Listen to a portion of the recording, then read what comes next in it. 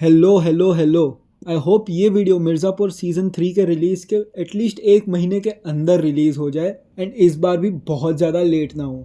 बिना देर किए चालू कर देते हैं क्योंकि मिर्ज़ापुर सीज़न 3 ने जितना मेरा दिमाग खाया है मुझे नहीं लगता किसी भी सीरीज़ जो मैंने आज तक देखी है उसने खाया है। इस वीडियो को मैं थोड़े से चैप्टर्स में डिवाइड करूँगा, so please watch till the and. पहला हम ब्रेक डाउन करते हैं कैरेक्टर्स, क्योंकि इस सीजन ने कैरेक्टर्स को पूरी तरह से डिस्ट्रॉय कर चुका है। सबवर्जन के नाम पे कुछ भी हो रहा है। तो आते हैं अपने प्रोटैगनिस्ट पे, गुड्डू पंडित। गुड्डू पंडित के मामले में इस सीजन ने सीजन 1 का होमवर्क कॉपी कर लिया और सिर्फ कुछ शब्द बदल दिए। लिटरली उसका पूरा कैरेक्टर आर्क सीजन 1 जैसा ही था। इधर भी उसको पावर मिलती है, he gets drunk on power और खुद का डाउनफॉल करता है। यही है उसका पूरा character arc.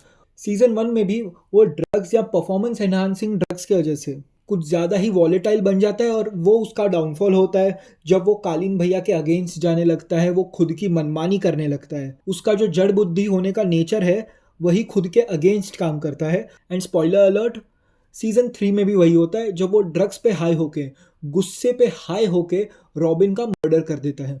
And season 3 season 1 से बहुत खराब है इन एग्जीक्यूटिंग हिज स्टोरी। सीजन 1 में एटलीस्ट उसका एक बेसलाइन दिखाया गया था कि उसको पता है कब चुप रहते हैं और कब बोलते हैं। ऐसा दिखाया गया था सीजन 1 में कि उसको अपनी लिमिट्स पता थी। जब मुन्ना भैया आते हैं घर पे वो चुप रहता है जब तक मुन्ना कुछ ज़्यादा ही हद पार ना कर दे। वो तभी भी जड़ बुद्धि था और गुस्सैल था, लेकिन फिर भी बंदा इतना चूतिया नहीं था जो लेटर सीजन में हुआ। इस सीजन में स्टार्टिंग से ही वो जड़ बुद्धि है, स्टार्टिंग से ही वो वॉलेटाइल है, स्टार्टिंग से ही वो वायलेंस कुछ ज़्यादा ही प्रेफर कर रहा है। वायलेंस ऑन माय यूएसपी है। तो जो ट्रांजिशन है from the drug free Guddu to the drugged up Guddu वो इतना स्मूथ नहीं है। एक एपिसोड में दिखाते हैं कि क्या इफेक्ट्स हो रहे हैं उसके ड्रग यूज करने के, वो कितना वॉलेटाइल हो रहा है, बट उसके पहले भी वो वॉलेटाइल था और उसके बाद भी वो वॉलेटाइल है। और ऐसे कोई स्पेशल सीन इतने ज्यादा नहीं आते जहां दिखाया गया है कि वो कॉन्स्टेंटली ड्रग्स यूज कर रहा है। सो ऑनेस्टली सीजन 1 ने ये पूरा स्टोरी लाइन बेटर एग्जीक्यूट किया था। एंड ये सीजन का एंड भी सीजन 1 के जैसा ही है, जहां गुड्डू और गोलू ने सारी की सारी पावर खो चुके हैं एंड गुड्डू वापस से इंजर्ड है।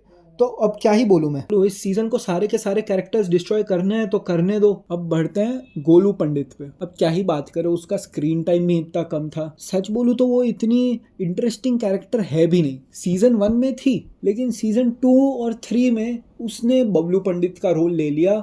मोर और लेस बोल सकते हैं किंग की बबलू पंडित।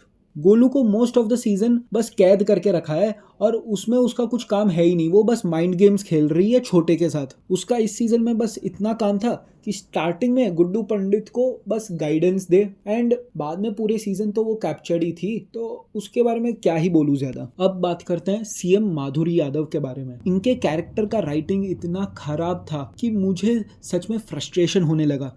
इनके कैरेक्टर के पास इतना सारा पोटेंशियल था। पिछले सीजन में लोग बहुत इम्प्रेस थे माधुरी यादव से। पिछले सीजन में कैरेक्टर आर्क था, जो लव स्टोरी था, वो ऑनेस्टली बहुत हार्ट ब्रेकिंग भी था। एंड हमको लगा कि सीजन 3 में उसका पे ऑफ मिलेगा अच्छा, बट इस पूरे सीजन में you do not see her grieving, crying, थोड़ा भी पछतावा, थोड़ा भी रिग्रेट, थोड़ा भी पेन। इस पूरे सीजन में इनके कैरेक्टर में दुख ज्यादा दिखा ही नहीं। I will rain down every agony, every violation imaginable upon you. I will parade your cold body from every corner of every realm and feed your soul to the vilest filth in hell. That is my promise. Start of the season में बस इतना दिखाया गया कि माधुरी यादव मुन्ना भैया के शरीर का अंतिम संस्कार कर रही है, बट इसके बाद जो एक ग्रीफ, एक सैडनेस होता है वो दिखाया ही नहीं गया है। मुन्ना भैया के डेथ का बस इतना कॉन्सिक्वेंस दिखाया गया कि उन्होंने एक नया स्कीम निकाला, भय मुक्त यूपी। और ये स्कीम भी मुन्ना भैया के डेथ के ग्रीफ से ज़्यादा ऐसा लगा बस वोटिंग के लिए, बस पॉलिटिक्स के लिए चल रहा है। मुझे ऐसा लगा कि नेक्स्ट सीजन में एज अ सीएम वो बहुत ही ज़्यादा आग लगा देगी। वो गुड्डू भैया का जीना मुश्किल कर देगी। Till a certain extent true था, बट वो बहुत कम था। जो हमने एक्सपेक्ट करते हैं सीरीज से, स्पेशली फ्रॉम सीजन 1, जो इंटेंसिटी होना चाहिए वो इस सीजन में था ही नहीं। एंड ऊपर से सबसे ज़्यादा फ्रस्ट्रेटिंग बात, राइटर्स को ये क्यों चाहिए कि हर एक कैरेक्टर का कोई ना कोई लव स्टोरी या रोमांस हो ही।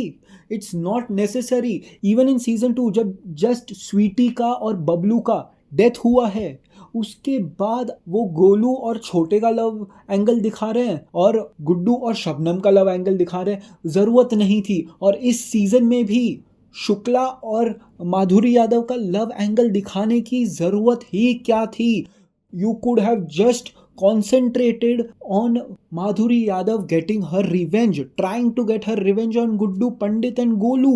ये पूरे कैरेक्टर को इस सीजन में देख के बस फ्रस्ट्रेशन होता है कि क्या पोटेंशियल हो सकता था, लेकिन उन्होंने सब कुछ वेस्ट कर दिया।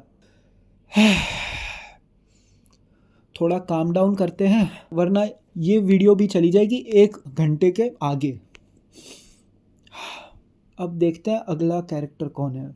कालीन भैया। सीएम माधुरी से ज़्यादा इस पे मुझे गुस्सा आ रहा है। सीजन 1 में और सीजन 2 में कालीन भैया का कैरेक्टर कितना अमेजिंग था। उनका एक सर्टेन स्टाइल था, एक रुतबा था, एक रॉयलनेस थी। लोग उनको देख के आइधर डरते थे या ऑ में रहते थे उनके। बट इस सीजन में उनको एक सन्यासी बना के रखा है यार। जिस बंदे ने जस्ट अपने बेटे को खोया है, वो अब दूसरी फैमिली मिल गई उसको और वो खुश है, पीस पे है। मुन्ना को वो जस्ट अंडरस्टैंड करने लगा था, वो रेडी था मुन्ना को अपनी गद्दी देने को, और उसके जस्ट बाद तभी गुड्डू ने मुन्ना को मार दिया। इस बंदे के इमोशंस इतने हाई पे होने चाहिए, लेकिन फिर भी इधर बस एक सन्यासी बना के रखा है। इस पूरे जल्दी से इस कैरेक्टर के आगे बढ़ते हैं वरना मेरा सर फट जाएगा। अब आते हैं छोटे पे। सच बोलूँगा सीज़न 2 से ही ये लग रहा था कि छोटे और पूरी त्यागी फैमिली, उनकी ज़रूरत ही नहीं थी। वो अननेसेसरी स्क्रीन टाइम ले रहे हैं एंड प्लॉट में उनकी इतनी ज़रूरत लग नहीं रही थी मुझे। सीज़न 2 से ही लग रहा था कि ये बस स्क्रीन टाइम खा रहे हैं, ये पूरा त्यागी फैमिली, उनकी ज़रूरत नहीं है। एंड सीज़न 3 में ये कंफर्म हो चुका है। मुझे नहीं पड़ी कि छोटे बड़े में क्या चल रहा है, फैमिली में क्या चल रहा है। बट हाँ, एक फक्ड अप पार्ट है, इधर भी तुम अपना यूजलेस रोमांटिक एंगल या जो भी बोल दो ला रहे हो और भाभी वाला फैंटेसी पूरा कर रहे हो अपनी। क्या चल रहा है इधर? No! God, please, no! No! No! And छोटे और गोलू का क्या चल रहा है? I don't care. वो जब पार्ट आ रहा है मुझे फॉरवर्ड करना है। I'm about to skip this shit. Skip. But when does this game get fucking good? ऐसा लग रहा है बस इन्होंने सेटअप करके रखा कि सीजन 4 में क्या होगा, और पूरा सीजन 2 भी यही था कि सेटअप होगा कि सीजन 3 में क्या होगा। लेकिन ये फ्रस्ट्रेशन अलग है। बट हाँ, सीजन 2 पूरा ऐसा ही लग रहा था कि सेटअप सीजन है फॉर सीजन 3, और अब सीजन 3 भी वही लग रहा है कि पूरा सीजन सेटअप है फॉर सीजन 4। Boring. वापस से ट्रैक पे आता है। नेक्स्ट आता है probably the most boring character in Mirzapur ever, Sharad Shukla. Boring. No hate to the actor of Sharad Shukla. सच बोलूँ तो उनका कैरेक्टर बहुत ही ज़्यादा बोरिंग है। मुझे नहीं पड़ी वो बंदा क्या कर रहा है, क्योंकि सीजन 2 और सीजन 3 में वो बस प्लान कर रहा है, लेकिन उसका कोई प्लान काम नहीं करता, कोई उसके स्टेक्स नहीं है, वो हमेशा हार रहा है। कभी तो जीते बंदा, बस मेंटल गेम्स खेल रहा है, बस चेस खेल रहा है। Mirzapur was never based on these kind of games, it was always based on actions. Season 1 ही देख लो, कितना एक्शन है। एंड एक्शन होना बस ज़रूरी नहीं है, एक्शन का कोई रिएक्शन हो।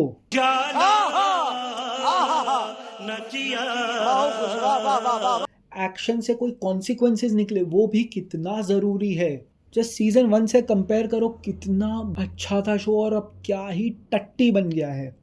अब लास्ट 2 कैरेक्टर्स पे आते हैं, एंड वो है जरीना और JP Yadav.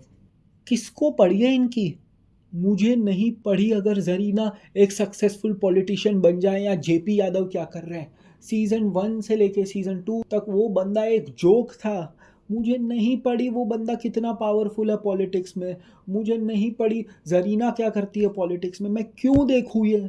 This show was never about this. ये पूरा प्लॉट निकाल दोगे स्टोरी से तो भी कोई इफेक्ट नहीं पड़ेगा किसी और कैरेक्टर पे। इतना यूजलेस है। इनका खुद का अलग एक सेपरेट यूनिवर्स चल रहा है जहाँ इनका पॉलिटिक्स चल रहा है, किसी को नहीं पड़ी है।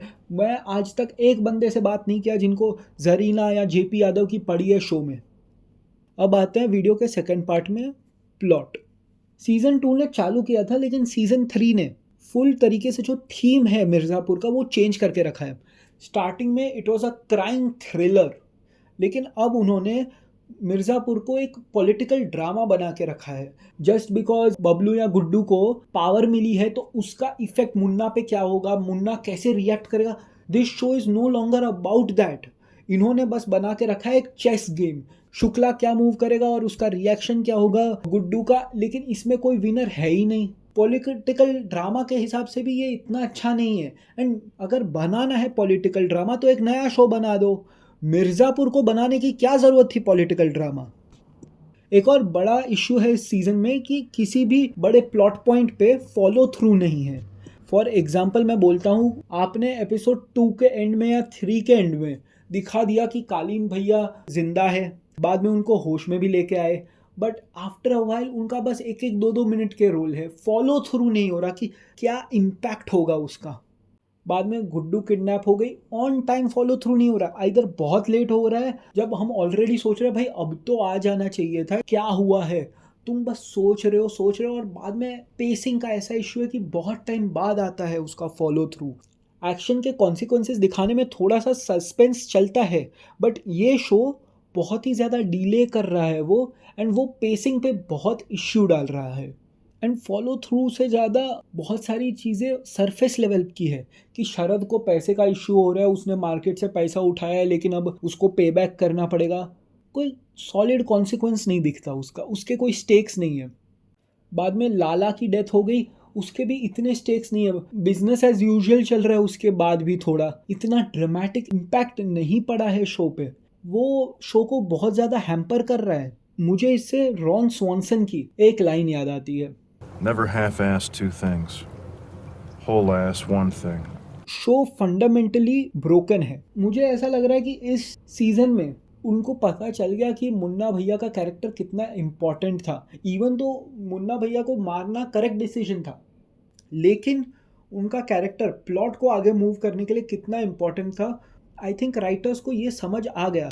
इसीलिए सीज़न 3 में वो थोड़ा थोड़ा गुड्डू पंडित को मुन्ना बना रहे हैं। इरैशनल डिसीजंस ले रहा है गुड्डू, या फिर अनप्रेडिक्टेबल हो चुका है। एंड वो सारी क्वालिटीज़ मुन्ना भैया की थी जिससे वो प्लॉट आगे बढ़ा रहे थे। अब देख लीजिए मिर्ज़ापुर पूरा कैसे चालू हुआ।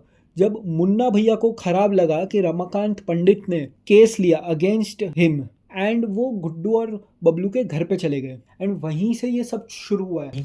माता जी यहाँ हैं, बहन यहाँ है, माँ बहन एक करने में आसानी होगी। And throughout season 1 and 2 Munna भैया के जो डिसीजंस है they have been the driving force behind the plot, और इस सीज़न में उनकी कमी खल रही है। इस पूरे सीज़न को सम अप करते हैं तो लगता है कि भाई डिसअपॉइंटमेंट है। ऐसा लगता है कि इसके बाद सीज़न 4 आए तो मुझे देखना ही नहीं है।